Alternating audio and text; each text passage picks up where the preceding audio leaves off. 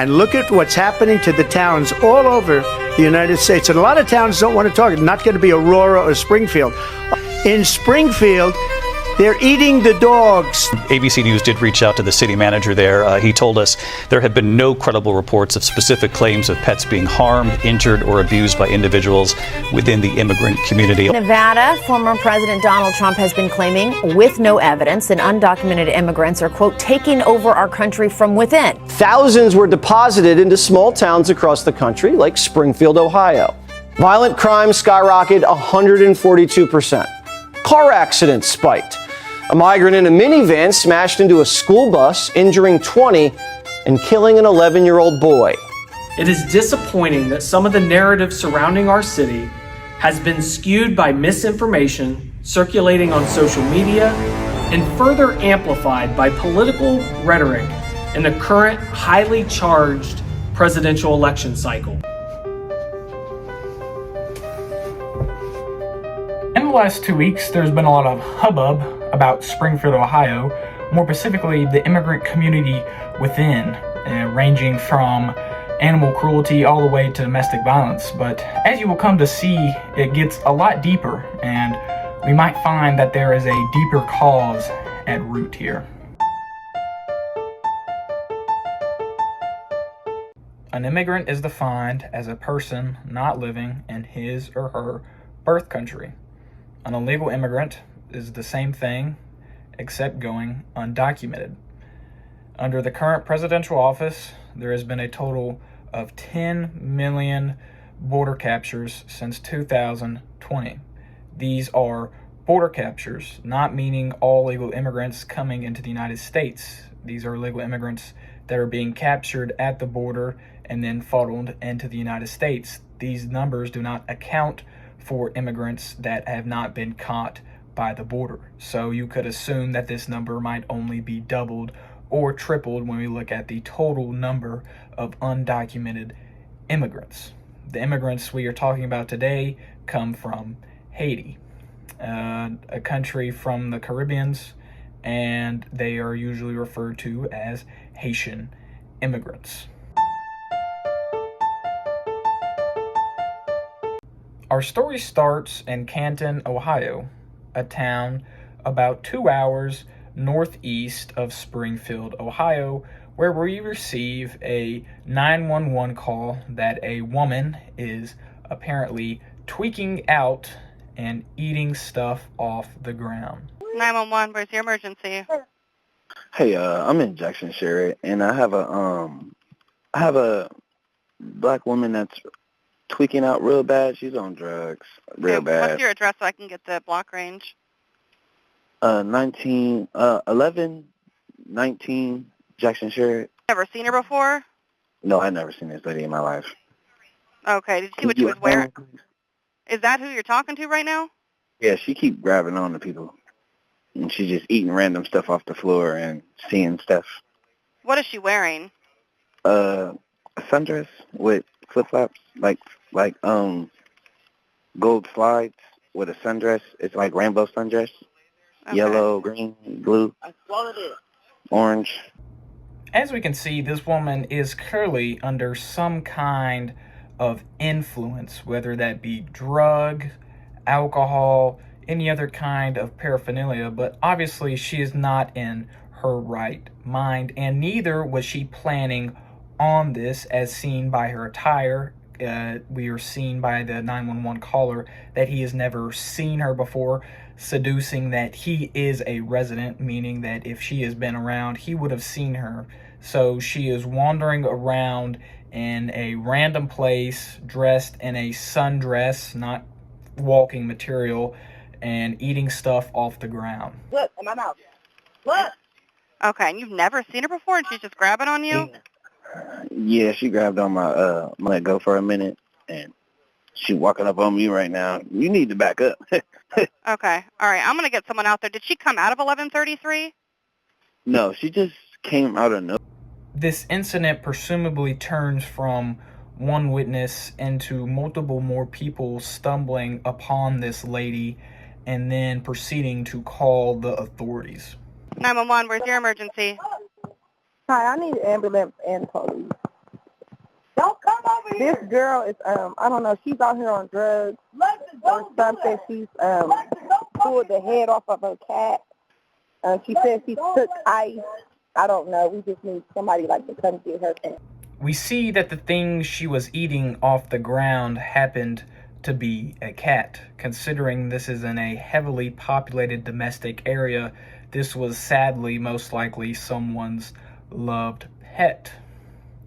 This is multiple times now that someone has mentioned she is most likely under the influence. And what do we know about people being under the influence? It only exemplifies who you are. I just was watching a live video of my cousin on Facebook, and she's down at her house. She killed a cat and is eating it. I need police and medical. Why do you need medical? I don't know what she took, what kind of drugs she's on. So you're she's on a live video eating a cat. So you're saying that she's at 1310 Row Court?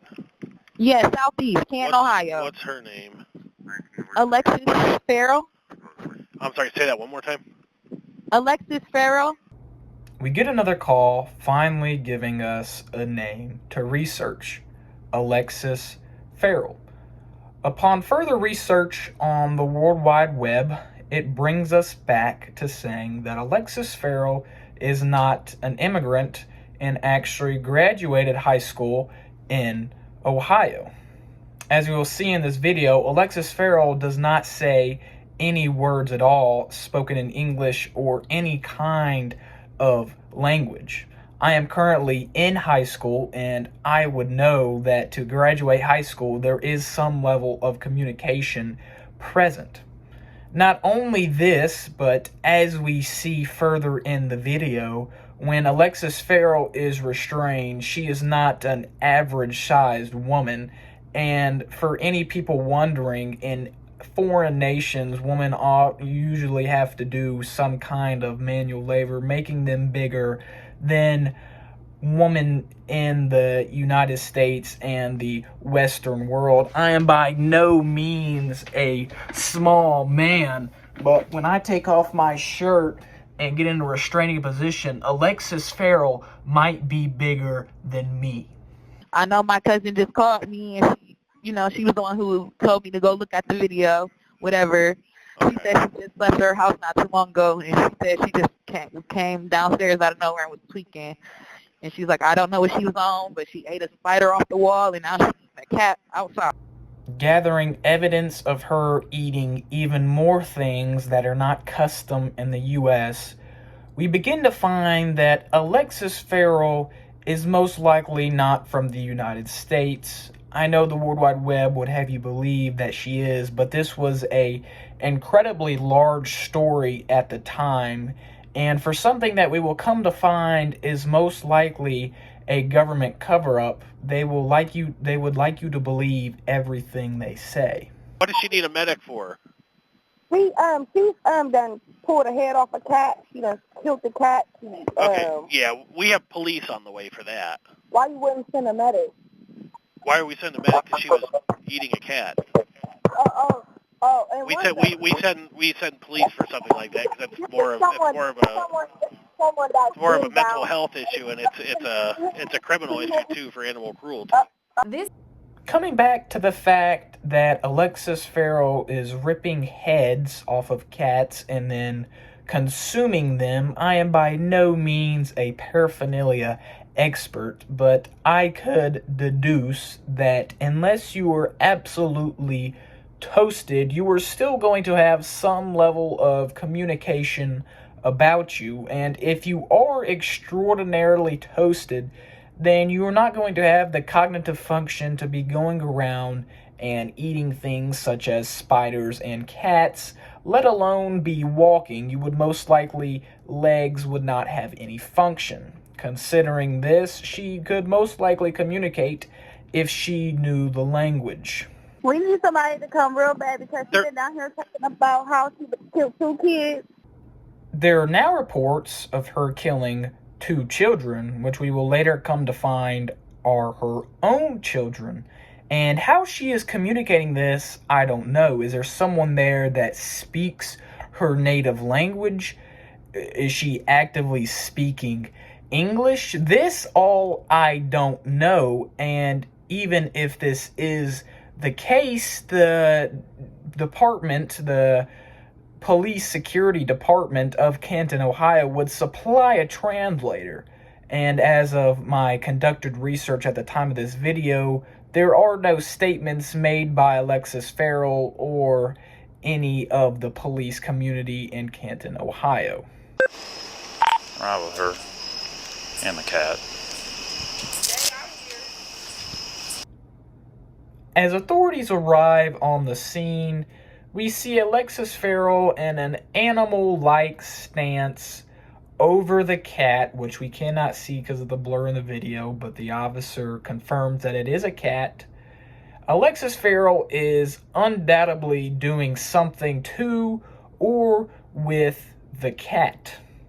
Officers then arrest her into custody, and I want you to take note how big Allexis Farrell actually is. She is by no means a small woman. In court of law, you have right to an attorney. If you can't afford one, won't be appointed to you at state's expense. You have a right to have that attorney present during any question. The officer then questions witnesses at the scene, undoubtedly proving that Allexis Farrell is not from the United States or is not in line with the United States custom, as she was undoubtedly eating a cat. Did you see her eating it? She was eating it? Another witness then shows up, which he calls an acquaintance or somebody that he knows, proving that Allexis Farrell did in fact threaten her kids, but thankfully her kids are not harmed and are doing well at the time of this video. Hey Drina, this day Sean, where is Lex's kids at? Yeah, see?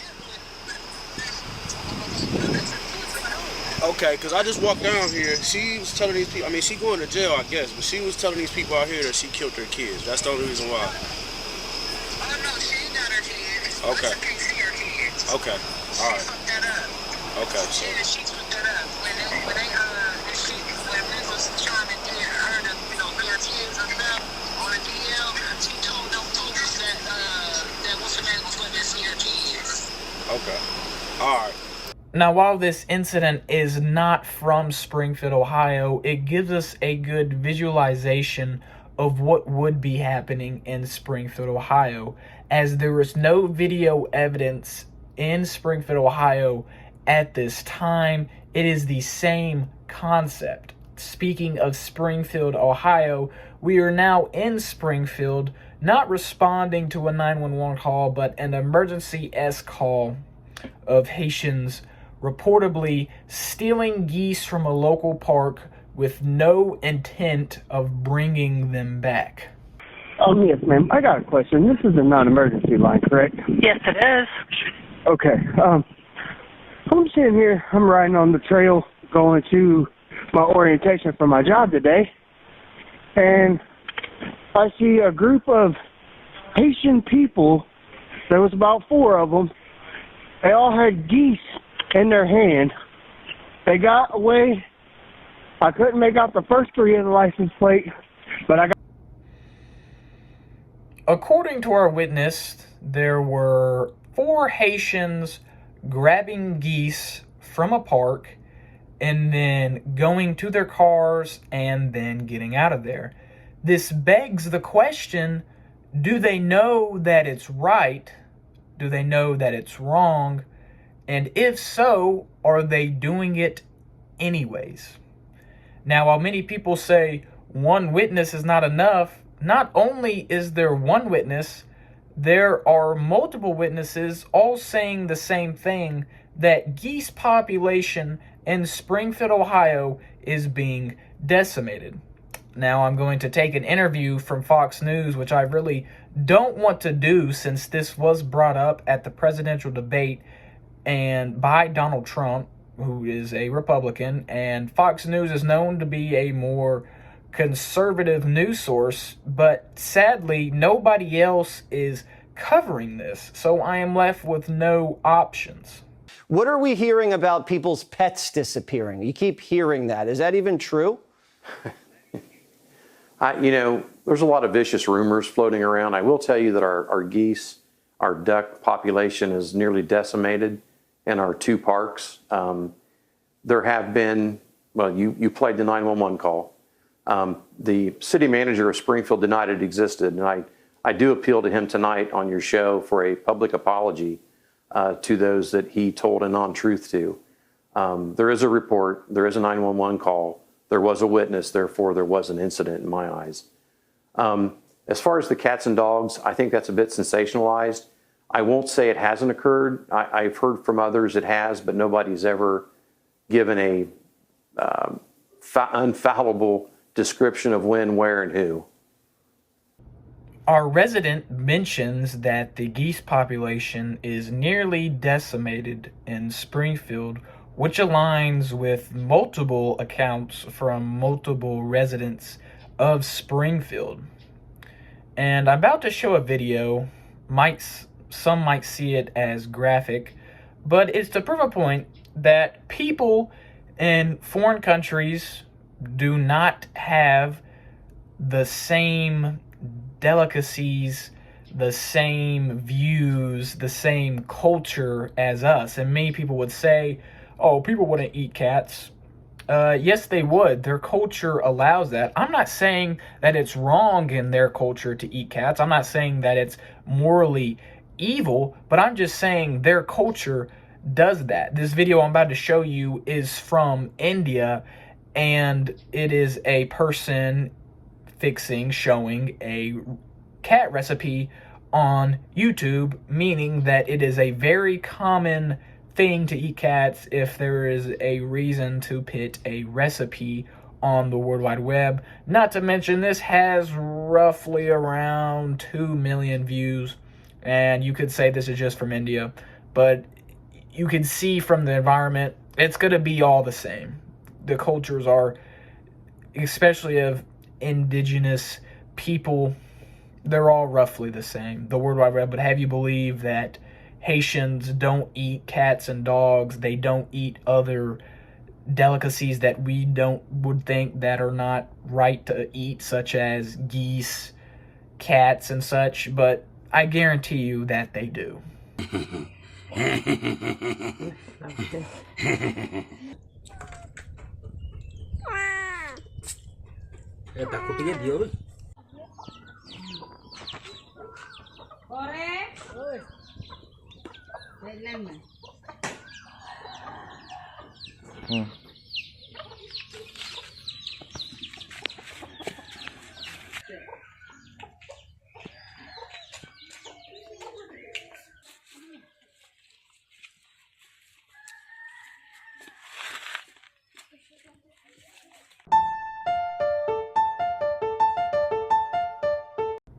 Shifting away from more supposed animal cruelty, we set our eyes on a more important topic: public violence. As seen in the next video, a woman is very emotional and very distraught about her mother. She disregards all previous statements about cats and dogs, not saying whether they're true or not, just saying there's a bigger topic, that being public violence. And she goes on to claim that her mother was killed by Haitian immigrants recklessly driving. The death of ducks and cats in this town, but I'd like to talk about the death of one very special person, my mother-in-law, Kathy Heaton. On December 1st, I received a phone call that changed my life forever. She was collecting her trash can from her driveway when a car struck and killed her instantly. A task she had done over 2,000 times, spanning 4 decades in Springfield. That morning, though, a Haitian immigrant was allegedly driving recklessly when he struck and killed her. I say allegedly because to this day, there's been no punishment, not even for the expired tags on the vehicle he was driving. Months before she was killed, I began noticing the reckless driving and complete disregard for our driving laws by some members of the Haitian community. It made me angry. But now my anger has turned to fear for the safety of my family and the citizens of Springfield. They have not been acclimated to the laws, the rights, the responsibilities associated with being an American citizen, an Ohioan, or a resident of Springfield, especially when it comes to the rules and regulations of operating a motor vehicle. While I appreciate the efforts that the Ohio State Patrol and the governor has announced today, we have seen countless incidents in our area of vehicle crashes involving, unfortunately, people of Haitian descent.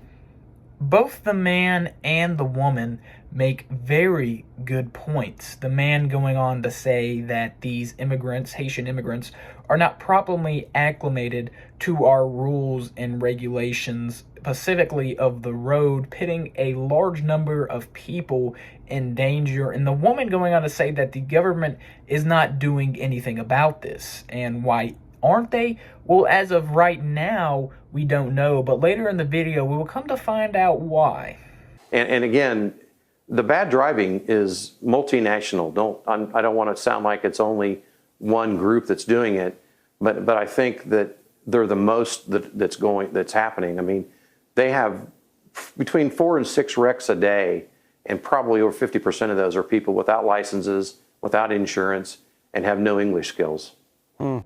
We get the same account from our resident of Springfield from the Fox interview, leading you to believe that this is a real phenomenon and that the Haitian community of Springfield is actively endangering the community and the government is refusing to do anything about it.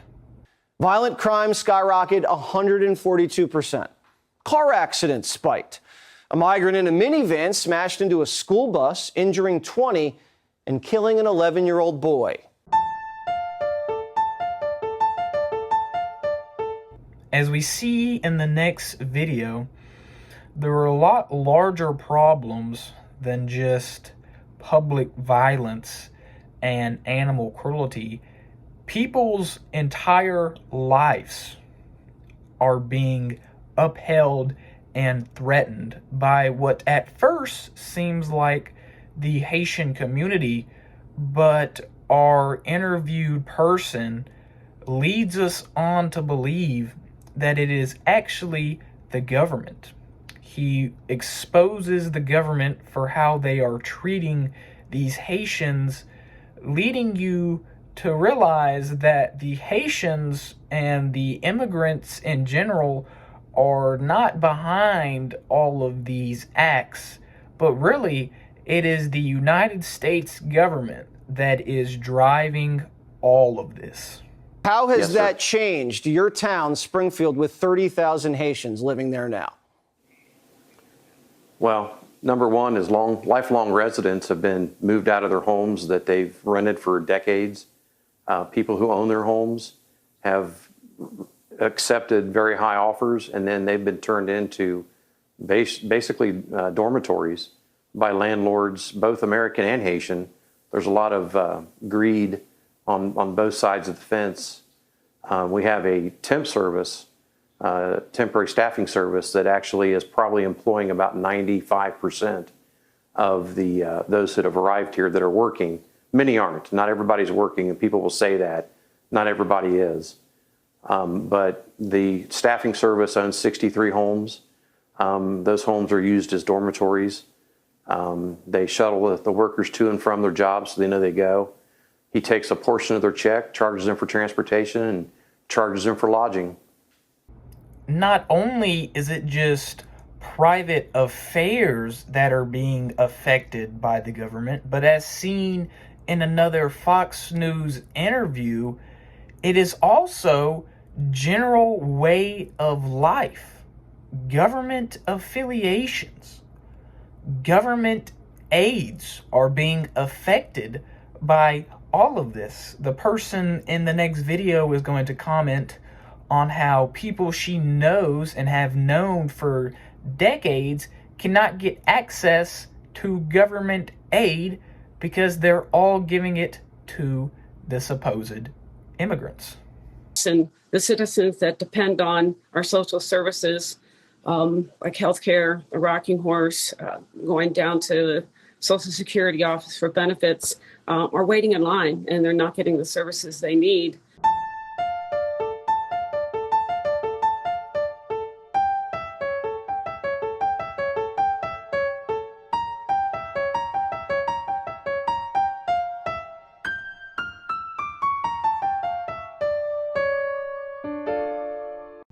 as it is about to be mentioned, there was a pre-existing pipeline in Springfield to help repopulate it with immigrants. Now, whether this was set up by the current city mayor, further research is required. But what I do know is that if it ever got to a point to where the city couldn't handle it, it would be stopped immediately.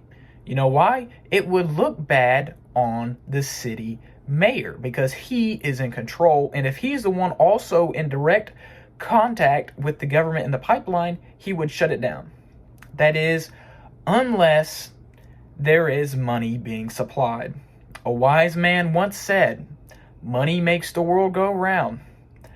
So the only, and I mean the only, possible explanation for all of this is as goes the following. The government is taking illegal immigrants from the border, shipping them to Springfield, Ohio. Not out of the generosity of their heart is Springfield, Ohio taking them in. Springfield, Ohio is getting paid by the government to take these immigrants in. And I bet you it is a substantial amount. And as we have seen in countless videos, the Springfield government is now trying to cover it up to keep that money flowing in. Mark, how was Springfield, Ohio, of all the towns in this great country, picked to receive 15,000 to 20,000 Haitian migrants? Not really sure. I know that back a decade ago, a previous mayor and a local minister created a pipeline to repopulate Springfield after its dwindling population after one of our manufacturers downsized. And that was mainly people from Mexico. That pipeline existed, and when the influx began back in 2020 and 2021, they just utilized what already was there. And they've been coming ever since. As seen by both of these interviewed residents of Springfield, they are catching on to what is really happening in their town. It's not the immigrants to blame. Matter of fact, the immigrants and us are all together, because not only is the government taking advantage of the immigrants as seen as in their awful treatment of them, they're also taking advantage of their own citizens, pitting people that are not properly acclimated into society. There is a right way to do this, but it is a lengthy process, one that the government is not willing to wait because it costs money. Well, it certainly is a top down, and it's also a bottom up. So how did Springfield get the target put on its back for this many Haitians? And don't forget, we also had a surge of Hispanics from 2014 on. How did that happen? And that's what a team and I have been investigating for the last year, is the why. Why did this happen to us? Who was responsible? How did that happen? And then follow the money. And it's very difficult with our limited resources to tease that out. But it is from the top down, but it's also from the bottom up. In conclusion, it's not the immigrant community that's at fault. In reality, it's the government. The only people that can be held responsible is the government of the United States of America. And the only reason they can't be held responsible is because they're chasing the money, as we've seen them do countless and countless times before.